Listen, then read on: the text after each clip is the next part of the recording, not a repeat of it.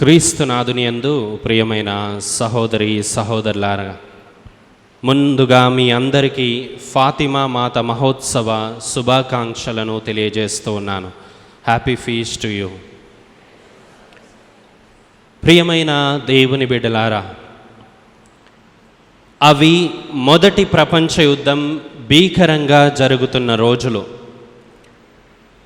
మొదటి ప్రపంచ యుద్ధం ప్రారంభమై అప్పటికే 3 సంవత్సరాలు అయింది. ఎంతోమంది క్షతగాత్రులు అయ్యారు. 80 లక్షల మంది ఈ యుద్ధంలో మరణం పాలయ్యారు. ఎక్కడ చూసినా కానీ అశాంతి, అలజడి, కక్ష, క్రోధం. ప్రపంచంలో శాంతి లేదు, సమాధానం లేదు. ప్రపంచం మొత్తం కూడా యుద్ధం చేయడం ప్రారంభించింది. ఆర్థికంగా, సామాజికంగా మనుషులు కృంగి కృషించిపోయారు. ఇటువంటి రోజుల్లో మే నెల 13వ తారీఖు 1917వ సంవత్సరంలో మరియ తల్లి పోర్చుగల్ దేశంలో ఉన్నటువంటి ఫాతిమా అనే పట్టణానికి దగ్గరలో 3 గొల్లల పిల్లలకి, అంటే గొర్రెలు కాస్తున్న పిల్లలకి దర్శనమిచ్చింది. ఆ 3 పిల్లలు ఎవరు అంటే లూసీ, ఫ్రాన్సిస్, జెసింతా. ప్రపంచం అల్లకల్లోలంగా ఉన్న ఆ రోజుల్లో మరియ తల్లి ఆ 3 పిల్లల ద్వారా ఒక బలమైనటువంటి సందేశాన్ని ఇచ్చింది. ఆ పిల్లల ద్వారా కథోలిక ప్రపంచానికి, మనందరికీ కూడా ఆ ఫాతిమా మాత ఈ సందేశాన్ని నేటికి కూడా ఇస్తూనే ఉంది. ప్రియులారా, మరియ తల్లి ఒక్కసారి మాత్రమే కాదు, సుమారుగా 6 సార్లు ఈ 3 పిల్లలకి మరలా దర్శనమిస్తూ తన చివరి దర్శనములో సుమారుగా 50,000 మంది భక్తులకి మరియ తల్లి ఆకాశం నుండి దర్శనమిచ్చి తన యొక్క సందేశాన్ని ఈ లోకానికి తెలియజేసింది. మరియు ఫాతిమా మాత ఈ లోకానికి మరియు నీకు నాకు ఇచ్చేటటువంటి సందేశం ఏమిటి అంటే, లోకము పాపముతో నిండిపోయింది. మానవులు ఎక్కువగా నరకానికి వెళ్తూ ఉన్నారు. కాబట్టి మానవాళి హృదయ పరివర్తన చెందాలి, ప్రార్థన చేయాలి, జపమాలను జపించాలి. నా కుమారుడైన క్రీస్తు ప్రభు యుద్ధాన్ని కాదు కోరుకునేది, ప్రేమను, శాంతి, సమాధానాన్ని మాత్రమే అని, యుద్ధాన్ని ఆపివేయాలని నా కుమారుడు కోరుకుంటున్నాడని తెలియజేసింది. ప్రియమైన స్నేహితులారా, ఫాతిమా మాత ఈ 3 పిల్లలకి, లూసీ, ఫ్రాన్సిస్, జెసింతాలకి దర్శనమిచ్చిన తర్వాత ఒక 2 సంవత్సరాల లోపులోనే ఫ్రాన్సిస్, జెసింతా ఇద్దరూ కూడా అప్పుడు వచ్చినటువంటి ఫ్లూ రోగం వలన మరణించడం జరిగింది. కానీ లూసీ, పునీత లూసీ గారు ఒక కాన్వెంట్లో చేరి ఒక మఠవాసిగా ఆమె సేవ చేయడం ప్రారంభించింది. ఆ తర్వాత కాలంలో కూడా పునీత లూసీ అమ్మగారికి ఫాతిమా మాత పదే దర్శనాలు ఇచ్చి ఆ మరియ తల్లి చెప్పదలుచుకున్నటువంటి ఆ యొక్క సత్యాలని ఈ పునీత లూసీ గారి ద్వారా ఈ లోకానికి తెలియజేసింది. వాటిలో ముఖ్యమైనటువంటివి the 3 secrets of Fatima. Fatima మాత ఇచ్చినటువంటి 3 రహస్యమైన పత్రాలు. ప్రియమైన దేవుని బిడ్డలారా, మొదటి 2 పత్రాలు కూడా 1930వ సంవత్సరంలో శ్రీసభ బహిర్గతం చేసింది. కానీ 3వ పత్రం, 3వ దానిలో ఉన్న రహస్యాలను చూసి క్రైస్తవులు కంగారు పడతారని ఆ రహస్యాన్ని చివరి వరకు కూడా దాచి ఉంచారు.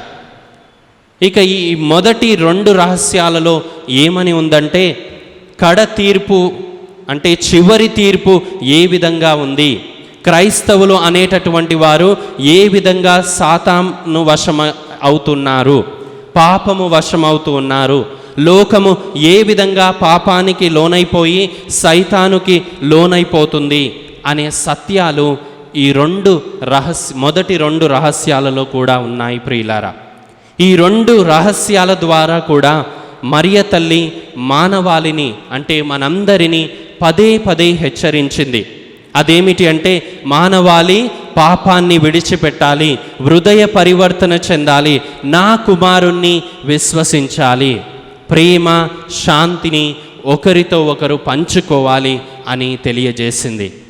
ఇక మూడవ రహస్యంలో మరియ తల్లి శ్రీసభలో ఉన్నటువంటి ఒక గొప్ప నాయకుని, ఒక గొప్ప బిషప్ గారిని ఆయనపై హత్యాయత్నం జరుగుతుంది, ఆయనని చంపటానికి ప్రయత్నం చేస్తారు అనేటటువంటి సత్యాన్ని తెలియజేసింది.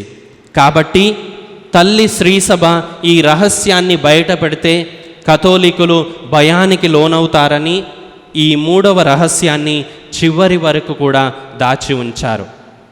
అయితే ప్రియులారా, 1981 సంవత్సరంలో ఖచ్చితంగా మే నెల 13వ తారీఖున అంటే ఈ ఫాతిమా మాత పండుగ రోజున 2వ జాన్ పాల్ పాపు గారి మీద ఒక ముస్లిం సోదరుడు హత్యాయత్నం చేశాడు.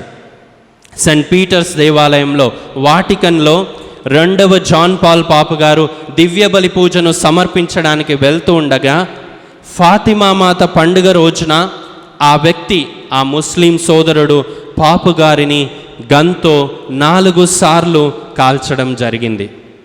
మరియ తల్లి ఇచ్చినటువంటి ఆ మూడవ రహస్యం అనేటటువంటిది పరిశుద్ధ 2వ జాన్ పాల్ పాపు గారి జీవితంలో నెరవేరింది.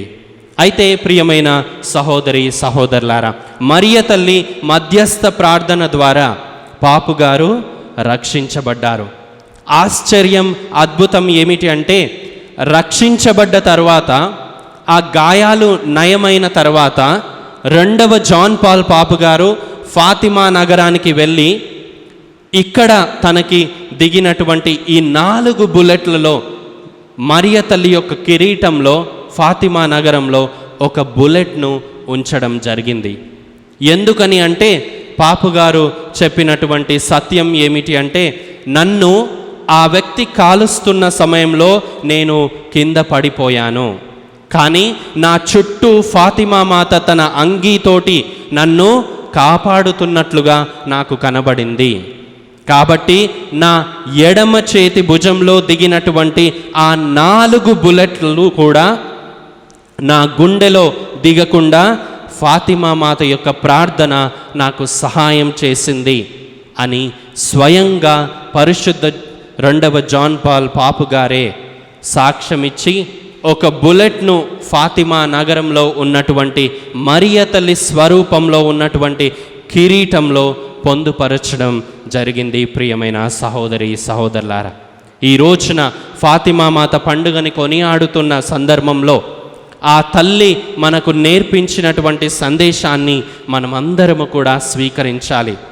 ఏమిటి ఆ సందేశం అంటే, ఆ తల్లి బిడ్డలమైన మనము మారు మనస్సు పొందాలి, హృదయ పరివర్తన చెందాలి, పాపుల కొరకై, పాపుల యొక్క హృదయ పరివర్తన కొరకై మనం ప్రార్థన చేయాలి.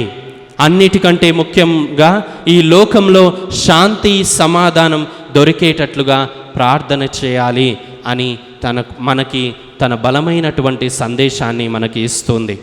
కాబట్టి ఈ యొక్క దివ్య బలి పూజలో పాల్గొంటున్న మనమందరం ఆ తల్లి సందేశాన్ని తూచా తప్పకుండా మన జీవితంలో పాటించి ఆ తల్లి యొక్క మధ్యస్థ ప్రార్థన ద్వారా మన కుటుంబాలు దీవించబడాలని ప్రార్థన చేద్దాం. ఆమెన్.